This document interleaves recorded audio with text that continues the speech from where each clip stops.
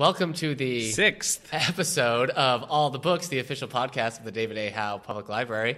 I'm Eric Mickles, and with me is... your old friend Nick Gunning. Yeah, actually, Nick, I felt bad last time. Oh my gosh. About the Cokes, so I got different Cokes. This Coke bit is so tired. Okay, so I got myself a teammate. Your teammate. I'm a teammate this week. All right. And I figured my teammate needs you, and you're my... number one fan. You're my number one fan. Wow.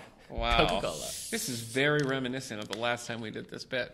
It's different, though. Nah, not really. Yo, because... Not really. I was coach last time. No, the words are different, but the spirit of the joke is still... I don't see how. Mediocre. All right. Our Coke budget is through the roof. Yeah, seriously. Yeah, well... Again, this is a retread. All right. This is...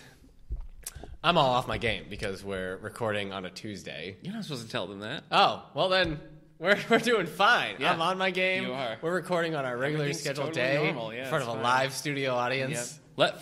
Let them hear you. Oh, wow. Yeah, they're really excited Mark today. Summers is on his way He to is. moderate the rest of Yep. it. We're going to travel through some slime and tunnels. No, you're thinking of Double Dare. What did Mark Summers do? That's the Nickelodeon kids show Double Dare. We're doing our podcast today. Oh, okay. Yeah, it's different. So we're not doing Double Dare. Okay. No, but could we play Hidden Temple? Do you remember that one? Yeah. A Nickelodeon game show where they had to Whoa, find Mark. things. Yeah. Nickelodeon's bringing back a lot of that 90s stuff. I don't know They're why bringing they haven't brought Rugrats back and stuff. The Hidden Temple. I know. It's so good. Do they have any game shows? I don't. Right now? I don't know. They do. I love The those game show is when I trying was to a figure kid. out their scheduling. So, where's our bookmarks? Well, last week I was reading Santa Fe Edge, Yeah. Stuart Woods. Sure. No, Santa Fe Rules. Sorry, they're all like Santa Fe. Santa Fe something. Rules! Yeah. This was Santa Fe Rules, the first Ed Eagle book, Right. and I finished it over the weekend. It was good. I liked it.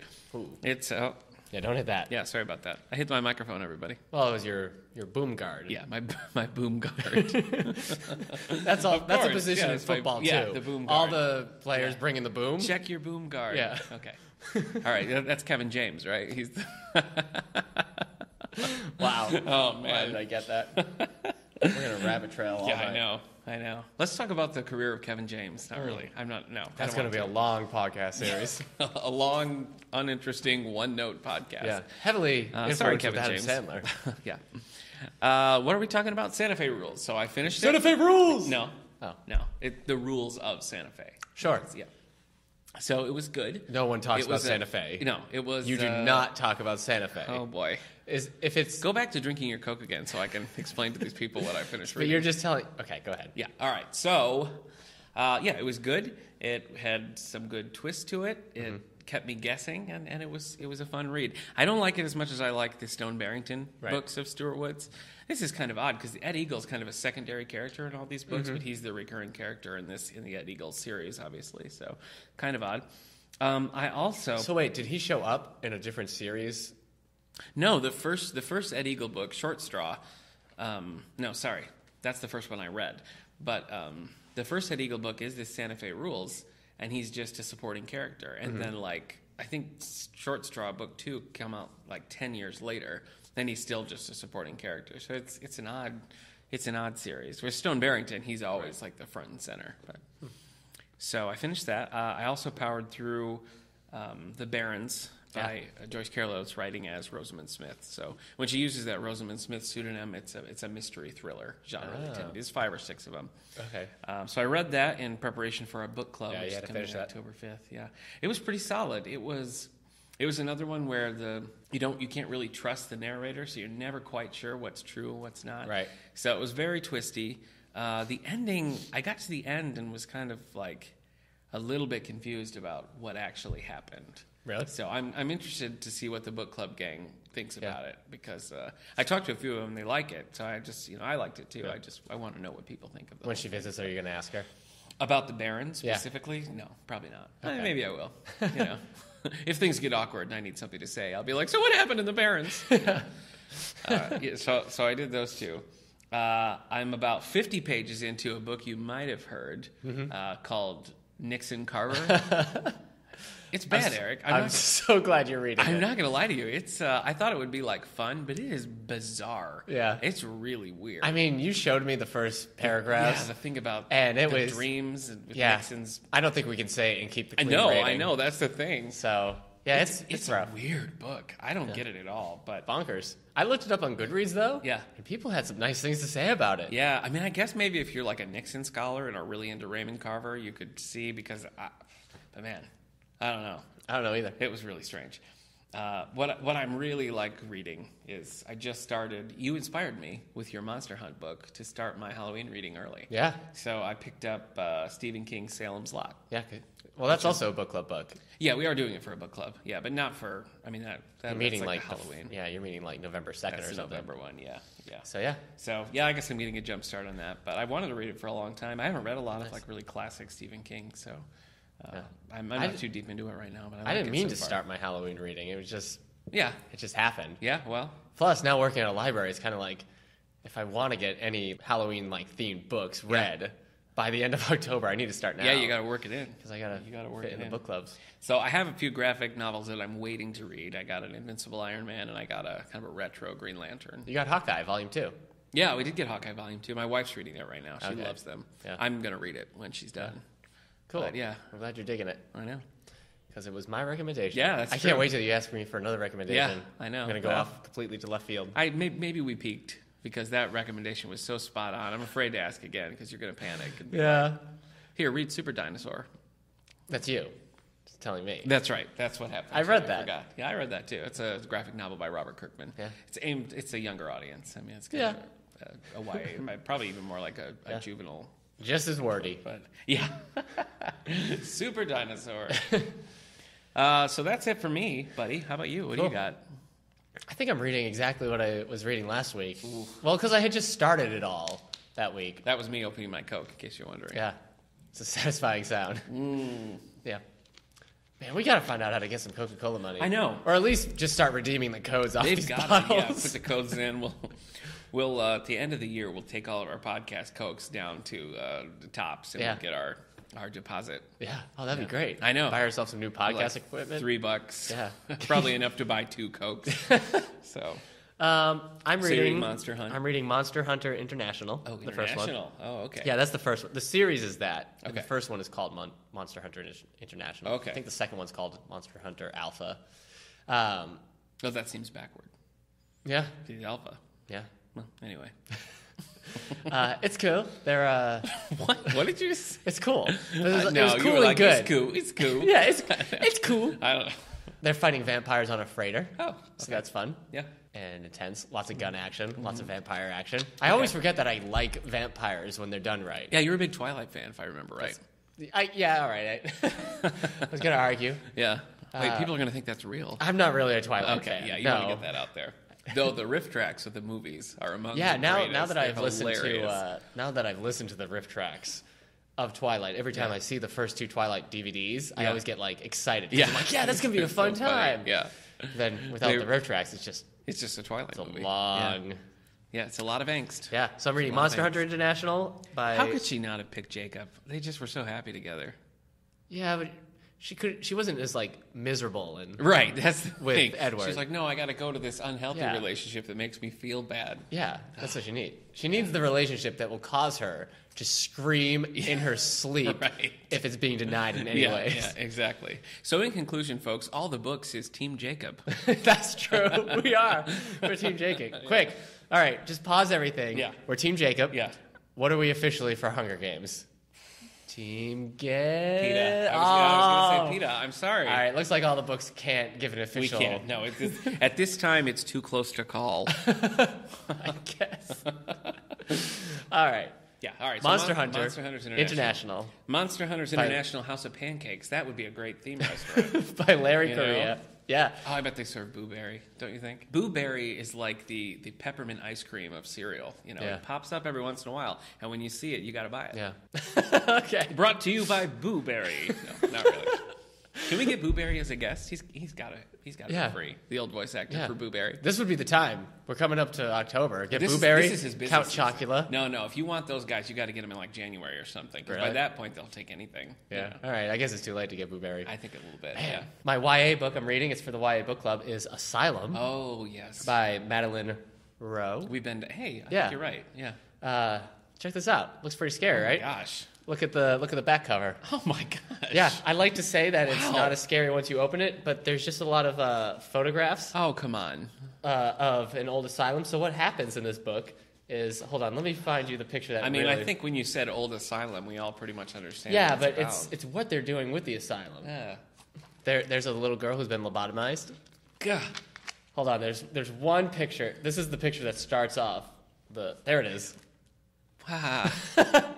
Just a guy and his eyes have been scribbled out with pencil. Yeah. Doesn't sound scary. No. Pretty scary. Certainly is. Certainly is scary. So what happens is the asylum was shut down, Okay. and then years later, it's been reopened as a summer school for college prep kids. Of course, yeah. And so, and I'm 5 chapters in, already stuff is going You wrong. gotta level those places. You can't leave those around. Yeah. There's one nearby, right? I think so, yeah. An asylum that does like tours. We have to ask our friend Sally. Yeah. She can. I wanna go. She's an expert. on But that so kind of far, thing. it's already like the kid just showed up and he's like, "Oh, I'm ready to learn math. Why do I feel like I've always lived here?" Oh no. Yeah, it's kind of like one of those. Cut to a picture of Jack Nicholson Yeah. sitting among them from Yeah, 1920. and I mean, he meets this girl and this other guy, and they just go into this office that's been shut down, and it's locked. But they go in. I have a feeling too. I don't know, but he has a roommate. But I have a feeling no one else will ever talk to this roommate, and we'll find out the roommate was a ghost. Oh. So, but they just find a bunch of old photographs, and like the girl sees a picture of that girl who's been thanks. lobotomized, and she's like, "That girl doesn't belong here. She needs to be free." And they're like, "It's just a picture." Yeah, it's gonna be creepy. It sounds creepy. So, and this is just the YA book. Yeah. Jeez. And it's a series, right? Yeah, this is the first. I bought the whole series because I found out we didn't have A lot it. of stuff's gonna go wrong, I bet. The first one's in the asylum. The second one's is called Sanctum. It takes place in a carnival, I think. The third one is called Catacombs. Does it take place in Catacombs? Yeah, I would think so. That's a good title then. Yeah. But I just typed in like creepy YA books, and this was the one that came up That's number the one one. that rose to the top. Yeah. So that'd be Well, cool. maybe I'll read it. Really? Yeah. Maybe. Nice. You can tell me. Okay. Are we still going to read Pet Sematary? I know you've been wanting to read Pet Sematary. I can't decide if I'm going to read Pet Sematary this year, but you said you're not doing it at all next year. Well, I'm starting Salem's Lot right now, so maybe I'm not going to do it for a book club, but Yeah, I guess I would that's read what- Pet Sematary. All right, we'll see. I don't like to read too much Stephen King in 1 year. Yeah. I know. Because it takes that Yeah. long to read Oh, one Stephen King. gosh. No, this year we could talk about it later. Okay. No, All right. the Halloween stuff. we'll I've air got our I've personal got some problems. I've got my Halloween picks, I think. Oh, my wife got me the coolest spooky book that I've been waiting to read. I can't remember the title of it. So when we talk about Halloween picks, Yeah. I'll mention it. That'd be great. Yeah. Are you sure it's not Goosebumps? It's not Goosebumps. Goosebumps #1, Yeah. the haunted house one. Yeah, it's the Can't one remember. with the marionette on the front. Oh, what's his name? Slappy? I have no idea. Slappy the dummy? I don't know. That was the extent of my Goosebumps knowledge. All right, so you're reading Monsters, Hunters. I'm reading Monster Hunter International Men and of Asylum. Mystery, and Asylum. No graphic novel still. Man, you're on a drop, brother. Yeah, you're right. Well, Well, maybe this next you got to order I'll get back some on the stuff. horse. Yeah. We just got Batman Eternal Volume 2. Have you read that? I didn't like Batman Eternal Volume 1. It was long. Anytime- I liked it all right. We also got Flash Rebirth. Have you read Rebirth? Yeah. Oh, that's a good Yeah. one. The problem with the Batman Eternal 1 Yeah. was that I looked at it and like, this looks like it's going to have Professor Pig in it. And as soon as I opened it up, there was Professor Pig, and I do not care for Professor Pig. No, I don't. He was, all of a sudden, it was like Professor Pig was showing up places. Yeah, Professor Pig, Dollmaker. I guess props to them for not just doing another Joker story, but Professor Pig. It's just gross. It is gross. I don't like the push to make Batman villains like, it's fun when they're like psychologically disturbed Yeah. and kind of That scary. is fun. But when they're just like gross. Yeah. When they're just in with vats you. of pig guts. Whoa. Isn't that what Professor Pig does? I Just don't hangs really out know. in a pig tub? I don't really know Professor Pig's deal. All right. All we know is he was a professor Yeah. of pigs. Yeah. I mean, he has his doctorate, I think. So. His doctorate Yeah. of swine. Yeah. You're no doctor, you swine. Actually. Funny you should mention it, Batman. All right. I'll try to get a... Paul Giamatti is Professor Pig. You ready for some book news? Am I ever? Do you want to start? Should I start? I can Well- never decide who's going to start this. Yeah, I guess it's always you. December's not a big publication time, so I've got a few. I'm just going to mention two today, that seem interesting to me. Yeah. We've got coming out December 1st, we have Commander-in-Chief, which is written by Mark Greaney, but it's a continuation of Tom Clancy's Jack Ryan. Oh, series. okay. So this is Jack Ryan number 11, just continuing on with a new author. Have you read a lot of Tom Clancy? No. I read The Hunt for Red October, and I liked it, but I don't think that I'll ever be able to his writing is so dense. Uh-huh. You know, I felt like with that one, it was like 600 pages, and there was like 200 pages of like great story. Yeah. You know what I mean? Yeah. Some people could really like get into that. Yeah, some and people, like, that whole all they world, read is Tom Clancy. you know, and there's definitely something there. I mean, Hunt for Red October was very like exciting, but it just, I don't know. The movie is pretty exciting. Have you Yeah. seen it? Yeah. It's a good movie. Yeah, it is. That's all. Yeah, they're denser than I tend to like them, but so that's coming out in December. I know people will be excited about that. Another one we have coming out December 8th by Dean Koontz, Okay, author cool. of the Odd Thomas series and other things like that. But this one is called Ashley Bell. It actually sounds really interesting to me. It's about this woman who is told, like, you're definitely going to die. You know, you have this disease, you're done. Right. And she has this miraculous recovery. Uh-huh. And, like, it makes no sense how she's recovered. And some mysterious person tells her that she was saved in order to save this Ashley Bell. She doesn't know who that is. Right. And so she becomes, like, obsessed with figuring that out and finding this girl and figuring out how she's supposed to save her. So I think it's a really interesting premise for a book. Okay. And the early reviews are great. The Kirkus reviews are really strong for it. Really strong. So I didn't like Odd Thomas so much, but it's the only Koontz I've read, and I've heard that it's different from his other things. So I think I'm actually going to check this one out. But Okay. that's coming December 8th. So I'll stop with just those two for now because I don't want to. All right. Well, that's fine, too many. because I've got a lot of this book news. Oh, no. This title, I'm just going to throw it at you. Okay, I'm just going Ready? to put my feet up and lean back. I think this is the only nonfiction I have. These are all books coming out September 29th, Okay. the week of September 29th. Coming up soon. Cabin Porn. Inspiration What? for your quiet place somewhere. It's a book about cabins Okay. and how to make your cabin a quiet place, a nice place to be, you know, in the woods, in the forest and everything. So, and Yeah, nothing says nice and homey like the word porn. yeah, I know. A lot of the pictures on Amazon are just cabins exterior. Just Like like, the look of cabins. Yeah. Okay. so, but they're all cabins in the, you know, like surrounded by green and Sure. like rivers and stuff. Things that So- cabins are So usually yeah, made by. if you're into making your summer cabin really nice, Cabin Porn. Yeah. By Zach Klein. Oh. Oh, and Noah Kalina was Oh, the photographer. okay. These are all fictions. Ready? Yep. The Cinder Spires, The Aeronauts Windlass Pass. by Jim Butcher. Oh. Is September it 29th. Is it a Dresden file or just It's not. standalone? It's a new series. No. Don't Yeah, lie to this these is book people. one. Book Of one. his new series. Okay. The series must be called The Cinder Spires. Okay. Yeah, the Cinder series. Well, we'll have it. So that's great. That'll be coming out. I wonder if that's good. I still need to finish the first book in the Dresden Files. I remember kind of liking it, but I was in a bad mood when reading it, so I didn't think it was fair. It's to all, the movie. I've read the first book, but that's it. I Yeah. don't follow it well. You ever read anything else by him? No, that's it. Me either. It's weird because he's such a big name. You Yeah. think I would have read something about this. Yeah. This one is wow. There's a lot to describe. I'm not going to describe it, but it looks cool. I think that's a pirate on the cover, but I could be wrong. Yeah, maybe you are. Okay. I can't see it. The Murder House by James Patterson. Oh. And Yeah. David Ellis. Wait, what? Yeah. Just kidding. We've done that. We've done that bit too. So Yeah. I'm not gonna go down that. So, The Murder House. I remember reading about the murder house, the premise and stuff. It sounds good. Yeah, it's the cover is just a house on a cliff by the ocean. Okay. House So- porn. Just kidding. So, The Murder House. Yeah. All you James Patterson and whoever he And- writes with yeah. fans. All you fans of James Patterson's Ghostwriters. I haven't read anything by this author, but After You, a novel by Jojo Moyes. Oh. You know, a lot of her stuff has looked intriguing to me, and I've always, they're on my lists of to read. Right. I haven't yet. Me Before You. Yeah. 1+1. The Girl You Left Behind. Yeah, that's the one that I thought sounded really cool. Okay. Yeah, she's got a lot. Well, here you go. She's got a new one coming out. Okay. A Song of Shadows, a Charlie Parker thriller by John Connolly. It looks like the Third Reich is on the cover. Okay.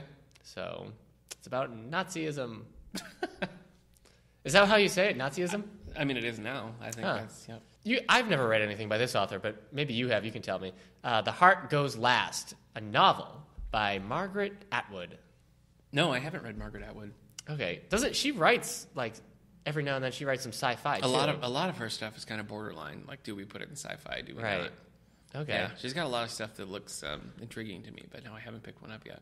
Okay. What is this one called? This one is called The Heart Goes Last. No. I don't know if it's also going to be the same kind of thing. Yeah. It's not part of a series or anything. Let's see what Amazon's putting it under. All right. No, I guess Amazon's not even categorizing it. Oh. Like, your guess is Yeah, as good as ours. We don't know. So, all right. Well, I guess we'll see. Iris Johansson has a new book coming out, Shadowplay, an Eve Duncan novel. Oh, it's been several years, I think, since the last Eve Duncan. Has it? Maybe 2 years or so. Well, this doesn't tell me which volume this is, so I couldn't tell you how many. I think it has been a while. I read one of those, and it was okay. Not really my type of book, but it was enjoyable. I finished it. Okay. Last one I have, so you can relax. Okay. Pretty Girls, a novel by Karen Slaughter. Oh, I haven't read Karen Slaughter. Oh, man. I know. We got to branch it. Maybe just you. Yeah. 'Cause I don't, yeah. Pretty Girls. Looks like there's a heart locket sinking in the water. Yeah. But you can kind of see some sun at the very top. Yeah. I don't know. Looks sad. I have more experience with Pretty Girls than you do, so maybe I should be the one to. Okay. To So read it. I don't get why you put a novel anywhere. Why there's the title and then a novel. Yeah, you're oddly fixated on that.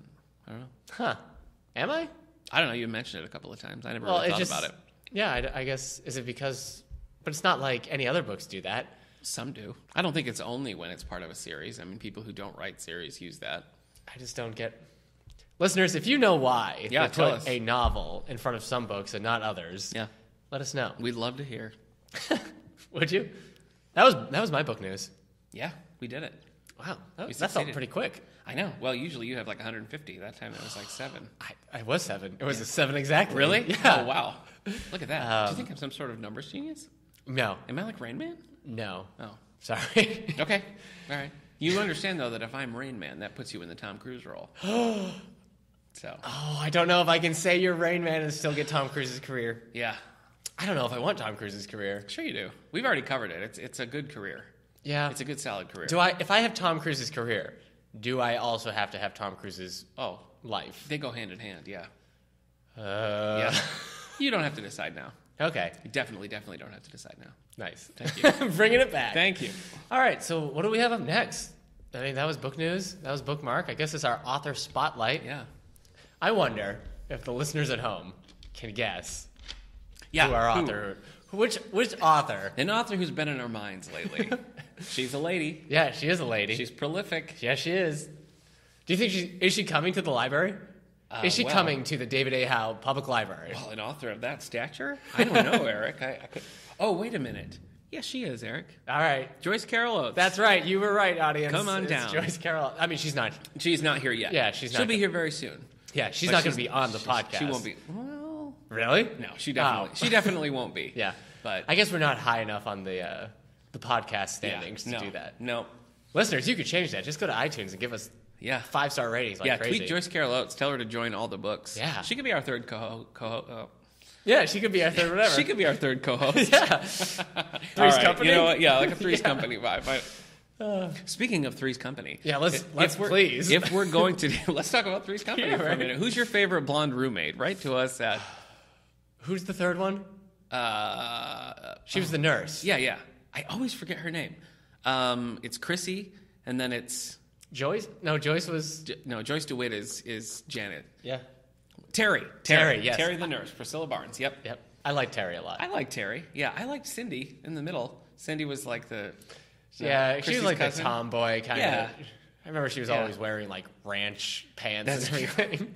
Let's agree that we both love Larry. Okay? Okay. Furley or Roper, though. That's the question of the ages. Yeah. You know, I don't know. They're both good. They both have their qualities. So again, David A. All the books cannot make an official stand on No, at whether this or not. time we're not comfortable to call this for Furleys or Ropers. Yeah. But we'd love to hear your thoughts. Yeah. But speaking of Three's Company, now we're doing our Joyce Carol Oates author spotlight. I can't wait to see how these connect. The two of us could do it, but I think we got to bring in the big guns for the Joyce Carol Oates talk. How's this Three's Company? Because it'll be the three of us. Oh, okay. Yeah. I thought. No, I mean I get to be Jack, obviously. So I'm Larry. Yeah, you can be Larry. Okay. Well, See, you can I be Larry. thought when you talking about it'd be like Three's Company, like I would mishear you off doing some shenanigans, and then I would tell somebody, and they'd be like, "What?" And we'd be trying to figure out the whole thing would come together. In the end, I'd fall over like a couch or two. Yeah. You'd fall through the ceiling, maybe. Yeah. Is there ever a good, like, falling through the ceiling scene in Three's Company?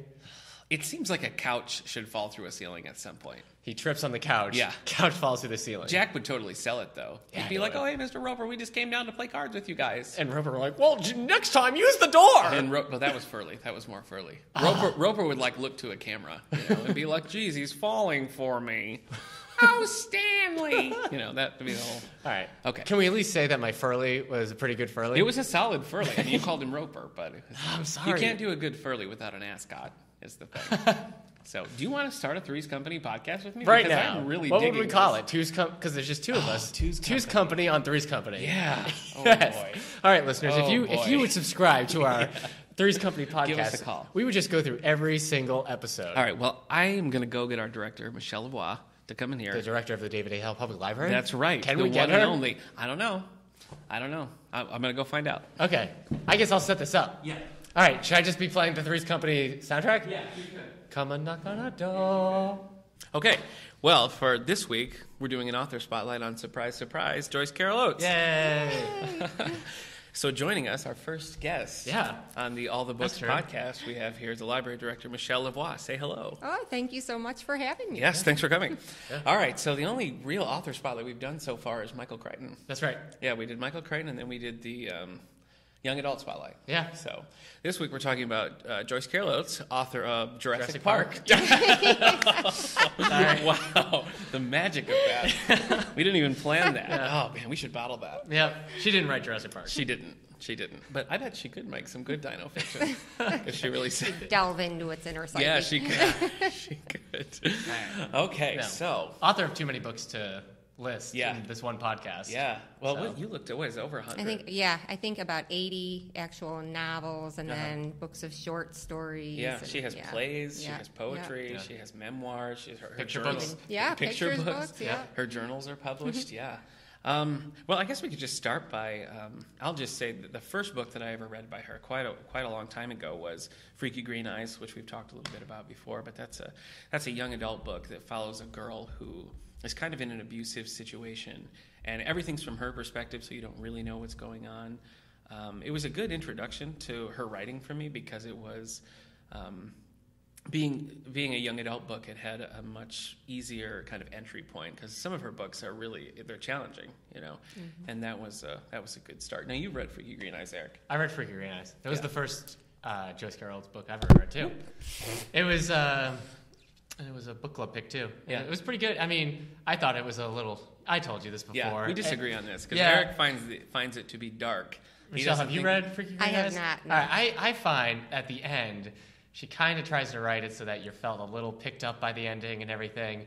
But I felt the darkness won a little, like, the light didn't win out enough in the end. I thought it was too dark, and Nick doesn't agree. No, I don't. I just felt like the villains of the story that they were didn't get their comeuppance enough. I know what you're saying. I mean, it's kind of a realistic ending where you really want punishment. And you want them to be like, oh, what have I done? Yeah. And you don't get the whole nice package. Yeah. So I see what you're saying there, but I do think that it ends with kind of a fresh start, which is actually it's kind of rare for the books of hers that I've read. Really? See, I find that to be kind of a common theme in many of her books. And it's not always convincing, but I find that at the end, especially with some of her stronger female protagonists, that somehow, they will have emerged out of the most hellish nightmare scenarios.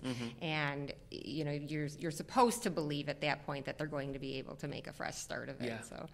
Well, I guess the difference with this one for me was a lot of times you get maybe just like a concluding paragraph that implies that hope. Freaky Green Eyes went a step farther and had, I think it was even an epilogue that really kind of explained the whole situation. So she went farther than I think she would have had it been an adult book. Maybe it's just harder because I'm so much into like genre fiction where the bad guys are really, really bad and the good guys are a little bit better. And so, yeah, well, there's more definitive endings. So I don't know. It wasn't a clean. I mean, even the people who, when you're looking at the two parents, even some of the people who are kind of the victims of the thing, it raises some questions about their responsibilities and everything. It was a good read. But. Yeah, it brought up a lot of emotion. I've realized I didn't feel that bad for some of the victims. I was just like, well, get out. Yeah, right. What's wrong with you? Yeah. But she said she wrote it. And I think she really did that intentionally. Yeah. I think she made that. I was reading it. She said she wrote it to comment on the sensationalism of the media around that kind of stuff. Because she was writing about how the O.J. trial, the O.J. Simpson trial, like all it was just news all the time, and about nothing at all sometimes. And it was just, at a certain point, it's just the media now speculating. Yeah. We're like, well, what could this mean? It's not anymore. It's not facts anymore. It's just... Yeah, and that's the dad. The dad, who's sort of the villain of the book, is a well-known sportscaster. Yeah. So he's a little bit of a celebrity. So she gets into that theme in a number of her books about how the media has the capacity to blow things out of proportion and destroy people's lives. Well, that's it's similar to we read a book here for the book club last year called Broke Heart Blues, which was all. I mean, that whole book was sensationalism. There was this kind of mysterious family and this cool son. And the whole town just was like he was the Fonzie of this whole town, And you saw it from all these different perspectives, and people it was clear that they knew nothing about these people, and they just took whatever their imaginations were, and they put these things on them, and it just became this huge, crazy thing. Broke Heart Blues was kind of interesting because it almost, I guess maybe I would even call it a farce because it goes so far. In that direction, it was very different from anything else that I read of hers. But Michelle, what was your first book? My first one was Mud Woman. Mud Woman. Yes. Oh, geez. No, you haven't read that, Eric. I haven't read Mud Woman. I read Mud Woman. Have you read any of her adult books? I haven't read any of her adult stuff. Her teen stuff so far has been enough. Dark enough. Yeah. Well, I don't think you could have chosen a darker, crazier one. Boy, Mud Woman is a trip. It really is, yeah. And I actually listened to the audiobook version of it, which I think in some ways made it more powerful because the narrator was able to really, bring out some of the more psychological parts of it in a way that added to it with the way that the pacing of the reading. And I found myself, and actually it might not have been a good idea that I was reading it while I was driving because I found at certain times that I felt like I was going crazy along with the character, and it was really, really disturbing. We should also say it's not good to read and drive at the same time in any situation. No, that's not good. Well, that's we talked about this a couple episodes ago, but I had a similar experience reading Jack of Spades. It has a similar kind of thing where the way that she describes these people just slowly unhinging is just so realistic. She's that very it's good like, at that. It's funny because when you carries you away. When you were describing Jack of Spades, the reason I kept confusing it with Hearts of Atlantis is because when you describe Jack of Spades, it sounded like a Stephen King book. Yeah, well, I think that was intentional. The Jack of Spades follows an author who is, in the book, he's referred to as the gentleman Stephen King, whatever that means. But I think it was kind of a take on on a Stephen King type story. But it reminded me of Mud Woman in that way because it was so like, that's the one that gave me a nightmare. It was like the only book I've ever read that like I had a dream about this character because it sunk so deep into my mind because it was just so realistic.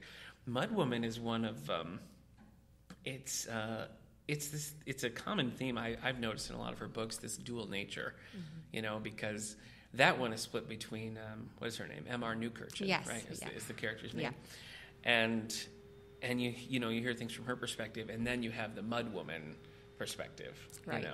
And that happens in Freaky Green Eyes. Yeah. You have Francesca as the character's name. Yeah. But she kind of, when she needs to be stronger, she refers to herself as Freaky Green Eyes. Same thing in Big Mouth Ugly Girl. Yeah. Whenever the main character is on a rampage or something, she's Ugly Girl. Yeah, Ugly Girl's at it again. Yeah, fiery red, Ugly Girl, feeling great. Yeah. So that whole dual thing was present in Mud Woman too, and you also have the unreliable narrator in Mud Woman.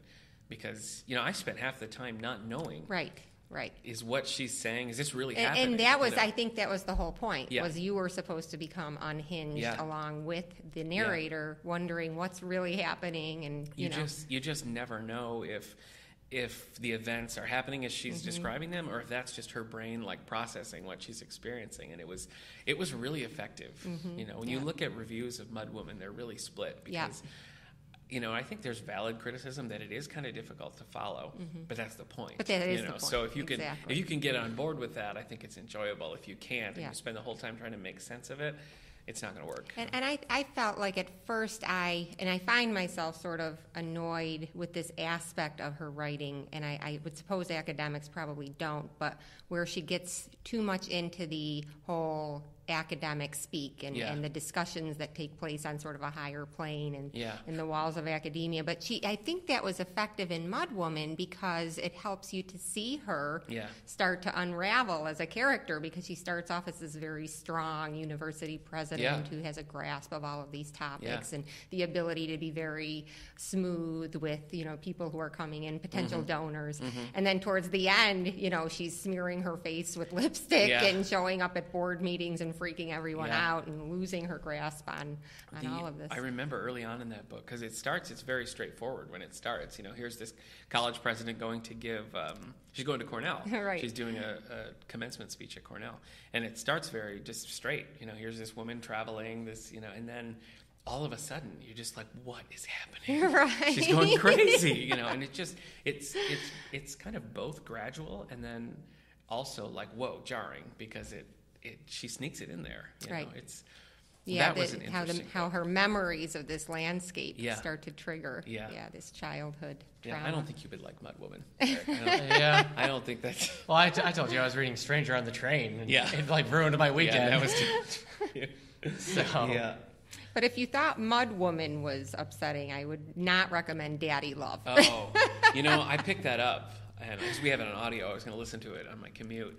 And I read the synopsis and was like, I don't think I can handle this. She really, in that book, I think that she just wants to explore, on some level, the most heinous crimes and try to get at something and try to understand how could somebody perpetrate something like this. And then also at the same time trying to examine how it affects the victim. And I can't help but, when I read this, to wonder, or read her books that delve into those really, creepy topics, if she's trying to find a way to cope with them, on some level, that maybe she hears about these terrible things in the media, and her way of sort of coping with that is to write about it and to try to get into the psychology of these people. Yeah, that makes sense. So I've read a couple different books of hers that I sort of felt like she got this kind of nugget of a thought and just wanted to explore it. And it sounds like maybe that's the case with Daddy Love. But I couldn't do it. No. I know. It's a very upsetting book.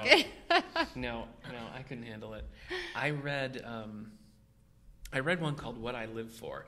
It was just interesting to see her write a man as a primary character, because she does it a little bit. Like in Little Bird of Heaven, she follows two protagonists. Okay. Yes, and one is, in fact, it's kind of an interesting book in where she's following multiple characters who are all affected by a single crime.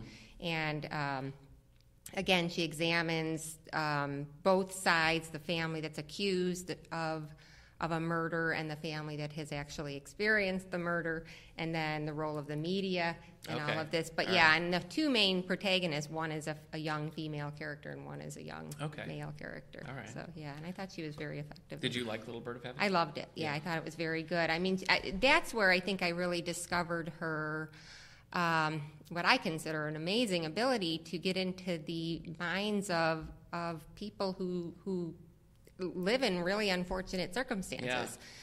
She's able to sort of go into these rural areas and imagine herself as somebody who grew up in an impoverished family and has never really had any access to anything, and she does it in the most convincing way. And I think I came to a better understanding of that when I learned that she works with prisoners and talks with them, and I think that really has a big effect on how she's able to. Yeah. Oh, she released that anthology earlier this year of prisoners who'd written things. It was an anthology of people that she taught. So that, and she deals with that topic a little bit in High Crime Area too, which is a short story collection. There's one where she has not a romantic relationship, but kind of develops this relationship with an inmate where she's teaching. So that is an interesting aspect of it for sure. Now, right now, the teen book club is Big Mouth Ugly Girl. Yeah. You know what's interesting about that? I'm looking up stuff about Joyce Carol Oates. She's 77 now. Yeah. She wrote Big Mouth Ugly Girl as her first first YA book in 2002. Yeah. So she was like, 60? Math. Yeah, but she was in her 60s when she wrote her first YA book. And she's written, a few after that. So that's like kind of a late start to start writing your teen fiction. Well, in the thing with that too, when we had a letter when we were talking last week saying how impressed they were with the fact that she could write in a teenage voice. And she really does. Yeah. I think even more than Freaky Green Eyes, Big Mouth Ugly Girl, because it's set in a school. It's, how would you describe the basic plot of that? Somebody mishears one of the Big Mouth is the teen boy of the story. He talks about blowing up the school as a joke. Some kids report it to the principal, and so he gets arrested and everything. It becomes this big controversy. But Ugly Girl, the girl, she heard the thing and she explains how it was no big deal and everything. But he was saying he wouldn't blow up. Right, he's saying he wouldn't and everything. And so that solves things, but the controversy and everything just keeps building, and it's just the two of them dealing with the fallout of that. She's one of the few who's willing to come forward and stand up for him. So she gets kind of a stigma attached to her too, as if she was involved. But it's funny because it is a lot more about like high school life. Than I thought. And it's funny reading it after Freaky Green Eyes because I feel like Big Mouth Ugly Girl, when she first wrote it, it was her testing the waters of what she can do with YA fiction. There were some moments in there. It's like, oh, that's pretty rough for teen life and everything. But by the time she gets to Freaky Green Eyes, you kind of feel like she's like, all right, now I'm just going to write what I write for a different grade level. Yeah. I'd be interested in reading more of her young adult fiction. Yeah, she has a few more. Two or three things I forgot to tell you is the one I want to read next. That's her that most came recent. out. Yeah, it came out in 2012. And she began writing YA fiction when? 2002 was when Big Mouth and Ugly Girl came out. So she sort of knew that genre was up and coming. Yeah, I guess true. She timed it well. Yeah, she did. Well, I think that a lot of what she writes also, though, is with her work at Princeton, where she's teaching students of writing. So I think that she will experiment herself in order to be able to teach it and to model it. I read, actually, with the book that I really didn't care for very much, I'll Take You There. That was posited as somebody was saying that they thought that she probably wrote that book to give an example of a first-person narrator telling the story. Yeah. You actually liked that one, though, Nick. Well, Or you liked the end. Yeah.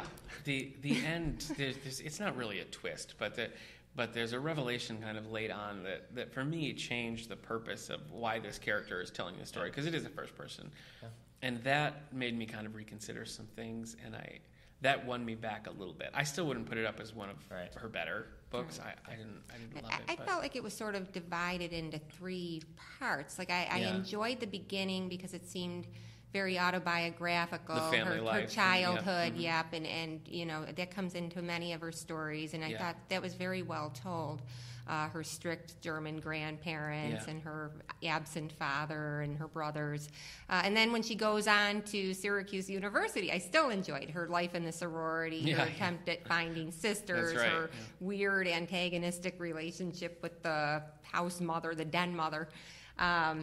But then when it gets into the third part where she develops the relationship with Werner or whatever his name, I got lost. You're right. She became a very pathetic character. That section was bad.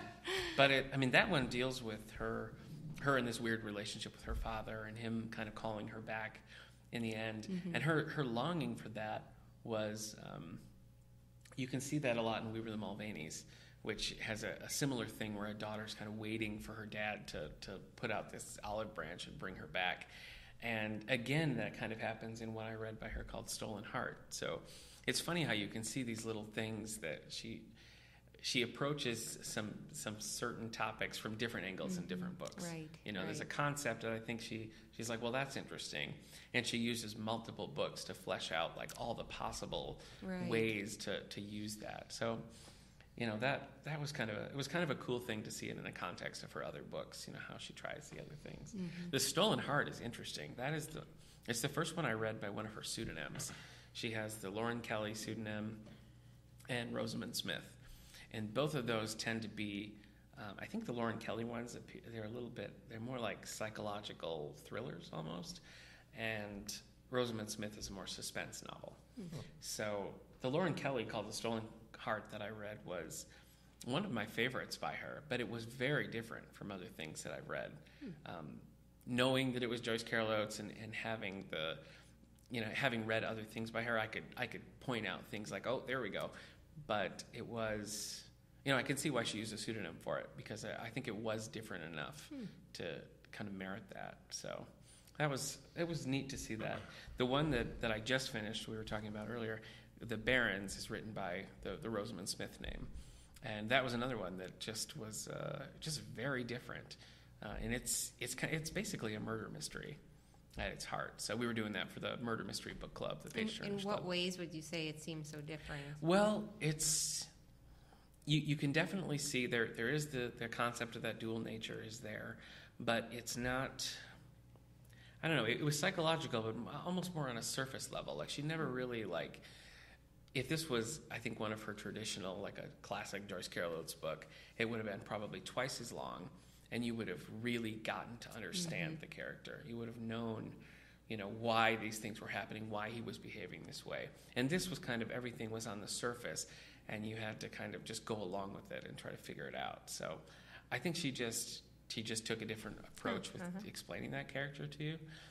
And I'm kind of on the fence about whether or not I think it worked, because my wife read that too, and we both kind of had the same experience with it, that we liked it, and then we got to the end, and we're just kind of like, I'm not sure what happened. I'm not sure if this stuff that the narrator's telling us is true. If there was this relationship that's kind of integral to the plot, and you never quite know if it's real or if it's not. So,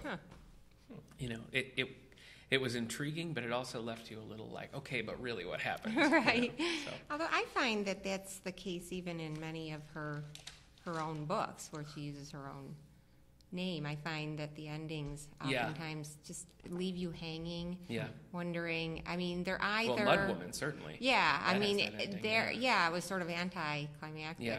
And you were sort of waiting for the next terrible thing to happen. In fact, I'm waiting for part 2. I want Mudwoman part 2. The Revenge of Mudwoman. But yes, I found that with a number of her books where the ending is just a letdown in some way, that you're expecting something much bigger, a bigger resolution. Well, The Stolen Heart had Jack of Spades has a real strong ending too, but The Stolen Heart, one of the reasons I liked it so much is because the ending was it was chilling. It was a complete ending, but it just left you like, what? It was a strong end. I haven't read Blonde, and I would really like to read Blonde. And that had really highly critically acclaimed book, and I haven't read it myself. When we had Linda Mills Woolsey from Houghton College here last month, she talked a little bit about Blonde and just the way that she approached taking someone who's real. I mean, Marilyn Monroe was a real person, and kind of fictionalizing her life it's an interesting approach. Kind of like Nixon Carver. That's right. Oh man. So, I'm sorry, I have to read it. Better. Yeah. I have to read it. So Michelle's next then. Yeah. So that's 2 checkouts. Great. All right. So we've saved. So the Lonely Hearts Book Club has succeeded. Let me throw out some JCO facts real quick. Wait, are we going to do a drill? A JCO drill? No. Since it's a spotlight. Yeah. Like I said, she was 77 because she was born in 1938. Mm-hmm. She started reading really early, and it's her favorite book as a kid, and the one she says it just carried her on the rest of her life was Lewis Carroll's Alice's Adventures in Wonderland. She says that it was love at first sight for her. Yeah, I could see that. And in her early teens, she just read a whole lot of Charlotte Bronte, Emily Bronte, Dostoevsky. Thank you. William Faulkner, Ernest Hemingway, Henry David Thoreau. So that was all the stuff she was reading as a kid. Uh-huh. Wow. But it says she started writing when she was 14. Pretty early for her. And then, well, her first novel, what is that called? The Shuddering Fall, I think. That was how old was she when she wrote that? 26. 26 years old. Her first published novel. Yeah. So. And when did Them come out? Because that was the one that really got her all the attention. Shuddering Falls was 1969. 1964. And Them was 1969. So she would have been 30, 31 when Them came out. So. Yeah. She also said that later in life she started reading Franz Kafka and D.H. Lawrence, Flannery O'Connor. And that was around, that was when she was in high school. Yeah. She says that stuff influenced her a lot, and it's very pervasive in her writing. There's a few lists online about the best Joyce Carol Oates books, or I'd be interested to hear the JCO for Dummies the list. So let's see. This is the Rocky Mountain News. They recommend, if you're going to start reading Joyce Carol Oates, they're going to recommend A Garden of Earthly Delights, Them, Wonderland, Blackwater, and Blonde. Okay. Blonde, and it's funny because like most of those are older books, but Blonde is 2000, which I guess is at this point 15 years old. Yeah. But that's the most recent. Look at Yeah. So Entertainment Weekly did a 5 must-reads by Joyce Carol Oates. These are, I guess, what they think are the best. So not a place to start, but the best. They say you don't have time to read all 117 of her books. They must be including 117. Yeah, they must be including all every her day poetry. the number goes up. So So they suggest The Falls. Oh yeah. I'll Take You There. You've read that one. Oh yeah. Blonde, Blackwater, and Wonderland. I don't know Blackwater. I've never even heard of that. Came out in '92. It's a novella. Okay. You know what I'm really surprised to find out after reading some of her stuff? She was married for a long time. Yeah. She has a whole memoir called Widow's Story about her. Yeah, she got married in 1961, and she was married to 2008 until he died. Yeah, you'd think that she'd had some horrible life. But when you read about it, it seems like they were just like one mind, and they would read books together and everything. So she's coming here. Oh, that's right. So she's going to be talking about what's the theme? I don't get the title right. It's just her use of Western Central New York and in her fiction, and why she's born in Lockport, New York. Yeah, and it's such a great topic, really. I mean, when we first talked about what we would want her to talk about, that came up because it seemed so relevant to come to a small rural area like ours and talk about her use of these kinds of settings and so many of her stories. But it just happens to coincide with the release of her memoirs, where she talks about growing up in Western New York. So it's beautiful. The tie-in couldn't be better. It's great. I think it's. Yeah, I know we're all looking forward to it. Well, you and I, we were driving to pick up my wife, who just had flown back up. Yeah. And we drove through, I can't remember the name of the town. It was the... Oh, yeah. Well, it's like Chautauqua. We were driving past there, and you're like, oh, this is where where the Mulvaney's takes place. Yeah. I was like, oh, it looks so nice. Yeah, it's set in... I never want to move there now. Right, in the Chautauqua area, and then when the daughter goes off to live with a relative, it's in Salamanca. Oh, really? Yeah. Okay. Oh, wow. I didn't realize that. Yeah, so her whole parallel story is all set there. Oh, so the movie is going to be shown here, right? Yeah, we're showing the movie on Monday the 28th at 6:45, and I'm really curious to see how they're going to fit it into a movie, because the thing with We Were the Mulvaneys is it's a really, we just talked about this in the book club the other day, but it's such a great title because it's all about this family. They go through this event, and then they just kind of cease being what they once were, And the way that she does that is by really, really immersing you into their life and the different, each character, you kind of see their trajectory, what it would have been had nothing happened, and you get to a point where you can predict, someone gives you a scenario, you can kind of predict what this character would do in that scenario because you get to know them so well. And that's, I think, the real skill of that novel. So to try to condense that down into a movie, I'm really interested to see how they're going to do it. And did you say at one time that she was not real happy with the portrayal of... I read that she hasn't been a fan of the movies. I don't know specifically about Mulvaney's, but... so there have been other movie versions? There's a movie of Foxfire. Let's see, Vengeance, a love story. Getting to know you. Smooth Talk is one. Yeah, that's based on a short story. Small Avalanches. There's never been. I mean, We Were the Mulvaneys even was a television movie. I don't think there's ever been a huge release. Though I think that they're right now working on a remake of Foxfire, which is about girl gangs. Oh, okay. So I think that's coming out. Hey, we just talked about this last podcast, but she won the National Book Award. Yeah. So that was cool. For them. For them, yeah. This is 1970. Yeah, she was nominated for the Pulitzer Prize this year for her collection of short stories, Lovely, Dark, Deep. Well, there you go. So I think that's either her fourth or fifth nomination. I think it's up there. Yeah, so she's got a whole slew of awards. Yeah. So Daddy Love, Mud Woman, and then you have her children's fiction, and it's titled Come Meet Muffin. Yeah. And Where is Little Renard? Yeah. So and we're gonna be featuring all these books in story hours the weekend. Right. So. Naughty Cherie. Yeah. So you'll get a taste of her cat fiction. If you follow her on her cat fiction. Yeah. If you follow her on Twitter, it's pretty funny. She has a lot, like a whole series devoted to like cat tweets. Yeah. So they're pretty funny. I know whenever I've mentioned that we were going to be doing her in children's story time, people look frightened. Yeah, right. Yeah. All right. Well, I think we did it. Yeah, we did our Joyce Carol Oates spotlight. Yeah. Well, thanks for joining us. Oh, yeah, thank Michelle. you so much. All right. Thanks for being our first guest. That's right. Yeah. It was an honor. Yeah. You hear that? We got it. Yeah. We got it on tape. All right, Stephen King. Yeah.